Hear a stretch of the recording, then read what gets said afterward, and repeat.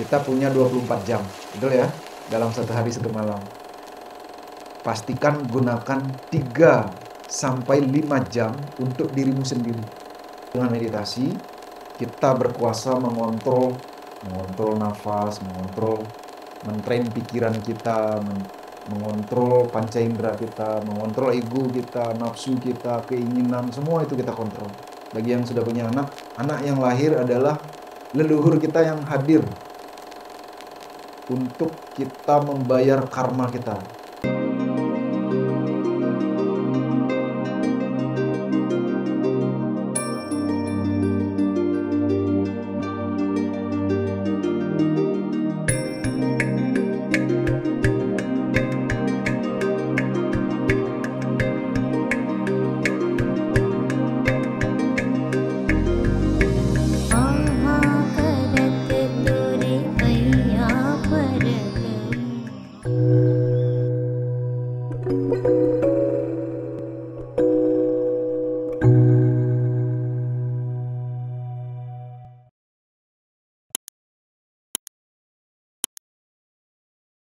Kenapa kita perlu meditasi? Dari pengalaman Haji udah 30 tahun ya, mempraktikkan meditasi dari yang tidak mengerti apa-apa, dari bingung, dari penuh pertanyaan. Akhirnya setelah 10 tahun bersyukur saya dipaksa untuk meditasi. Setelah 10 tahun baru paham bahwa saya bersyukur kalau bapak saya itu memaksa saya untuk meditasi. Yang artinya terutama 2 sampai 3 tahun pertama itu masih penuh tekanan. Karena kalau nggak meditasi saya dimarahin.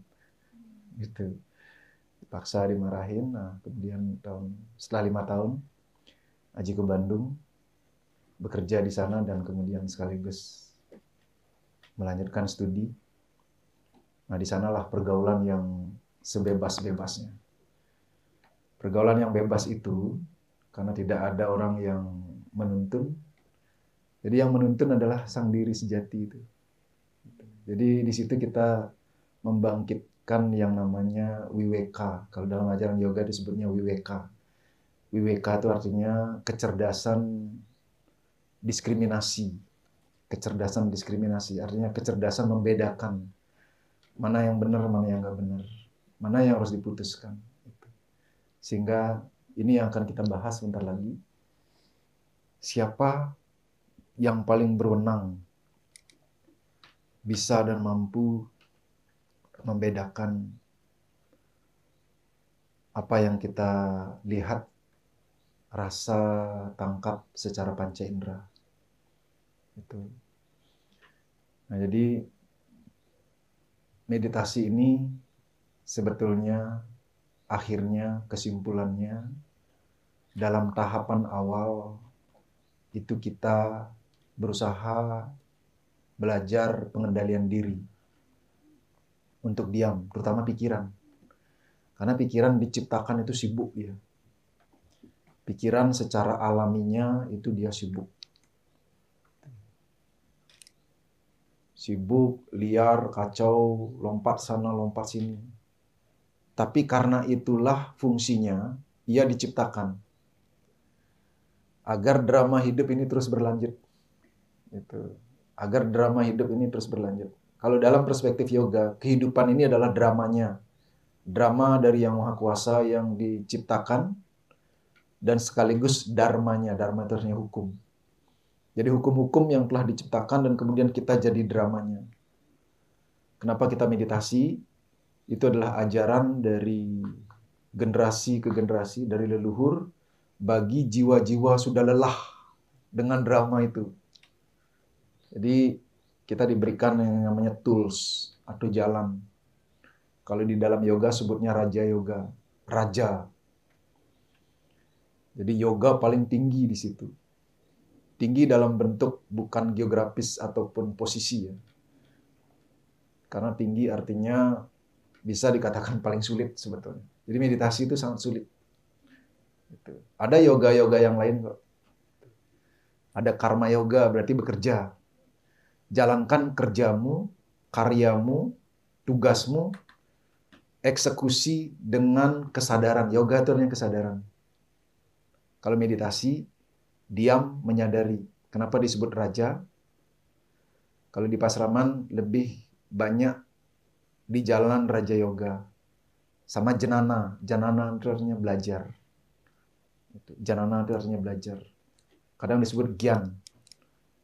Gyan atau jenana. Jadi ada jenana yoga. Kalau jenana yoga artinya suka belajar untuk membangun kesadaran. Para ilmuwan itu semua meneliti, menggali, belajar, bertanya, berdiskusi, berdebat itu untuk membangun kecerdasan semua ini. Kalau karma lebih berkarya. Orang mewujudkan kesadaran dan baktinya kepada Tuhan itu melalui kerjanya. Kalau ada agama-agama, kepercayaan-kepercayaan, kalau di Muslim ada sholat, kemudian di Hindu ada membanten, kalau di Buddha ada meditasi juga, ada japam, kemudian di Kristen ada kebaktian dan juga melantunkan nyanyian-nyanyian suci, itu bakti yoga. Devosi kita curahkan kepada Yang Maha Kuasa. Kalau meditasi kenapa disebut Raja Yoga? Artinya dengan kesadaran menjadi raja. Siapa jadi raja? Diri kita. Makanya Raja Yoga itu artinya pengendali, tukang kontrol. Siapa jadi tukang kontrol itu? Si sang kesadaran. Siapakah sang kesadaran di dalam diri? Pasukannya banyak sekali. Di dalam diri itu kalau kita hitung secara fisik ya, di dunia kedokteran, kita memiliki triliunan sel ya. Itu pasukan itu. Kalau itu tidak kita kelola, sel bisa mengalami kematian massal. Tubuh kita jadi lumpuh. Jadi kenapa Raja Yoga dengan meditasi, kita berkuasa mengontrol nafas, mentrain pikiran kita, mengontrol panca indera kita, mengontrol ego kita, nafsu kita, keinginan, semua itu kita kontrol. Nah, jadi tujuan dari yoga, kenapa lebih cenderung yoga itu mengarah pada Raja Yoga, tapi kalau di Pasraman Aji mengarahkan di zaman sekarang paling bagus, combine keempatnya itu. Belajar, berkarya, berbakti, dan berkontemplasi. Yang pertama belajar, itu jenana yoga. Yang kedua bekerja tanpa pamrih. Bekerja itu bukan karena gajinya, bukan karena hasil duit yang akan kita terima, tapi karena dharma kita. Jadi semua yang dilakukan itu, keempatnya itu karena dharma, kebenaran. Dharma itu artinya kebenaran. Itu karma yoga adalah dengan kerja, bakti yoga dengan sesuai dengan kepercayaan yang kita miliki, jalankan. Bakti kepada Tuhan, kepada leluhur, kepada malaikat, dewa, dewi.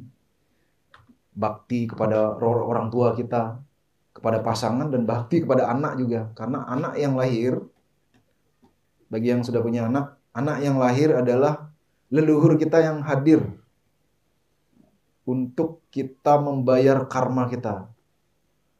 Terutama ibu-ibu 9 bulan dalam kandungan ya, ia hadir karena cinta. Gitu. Kalau misalnya kita tidak meditasi, kita akan melihat perspektif yang lebih luar lagi. Bukan karena cinta. Cinta itu ada lapisan-lapisannya. Ketika berbicara semesta, itu ada ruang dan waktu. Itu yang akan kita bahas sebentar lagi. Jadi semua adalah percikan terkecil dari Tuhan yang Maha Kuasa. Di meditasi perlu untuk meredam guncangan-guncangan lapisan-lapisan mental dan emosi kita. Sehingga tidak mudah mempersepsikan sesuatu ketika ada orang yang menghina, mencela, mencaci, membuli.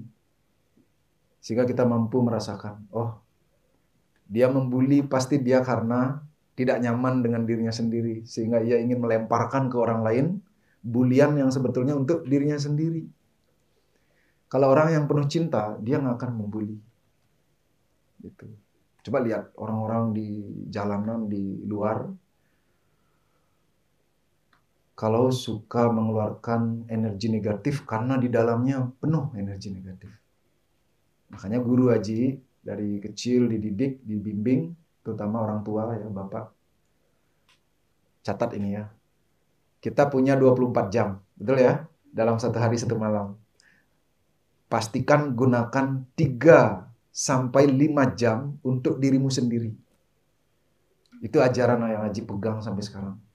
Makanya kalau Haji sedang kerja, saya harus istirahat nih. Langsung ditutup kerjaannya. Langsung meditasi. Langsung kembalikan semua centering. Sehingga tidur nggak perlu bawa kerjaan. Karena banyak orang pekerjaannya belum selesai, badannya tidur, pikirannya kerja. Ada yang lain lagi, bertengkar. Karena udah capek, tubuhnya harus tidur, tapi hati dan pikirannya itu masih diselimuti dengan kebencian. Sehingga tidak tidur lelap. Tidurnya nggak bagus. Jadi. Bosan. Nah, bosan itu adalah fluktuasi pikiran kita, perasaan kita. Gitu. Bahwa ini akan berlalu kok. Coba tenang. Nah, si kesadaran inilah menginstruksikan ke semuanya. Si kesadaran inilah si raja itu. Gitu. Kita sekarang bisa membawa kesadaran kita ke telapak kaki, ke ubun-ubun, ke cakra ini, ke cakra itu. Dia bisa lompat-lompat, kekuatannya adalah si pikiran. Si nomor 3, mana? Itu. Dia toolsnya si kesadaran. Kaki toolnya kesadaran. Nafas toolnya kesadaran. Memori masa lalu toolsnya kesadaran. Kesadaran itu siapa ya? Ini dia. Si Atman, roh suci kita. Yang datangnya dari Tuhan. Inilah diri kita yang sejati. Gitu. Ketika merasakan kebahagiaan yang tanpa syarat, padahal nggak ada apa-apa, kok merasa bahagia ya. Nah itu dia. Dia yang hadir menyatu dengan Ananda Maya Kosa, badan kebahagiaan. Itu kurang lebih. Ya.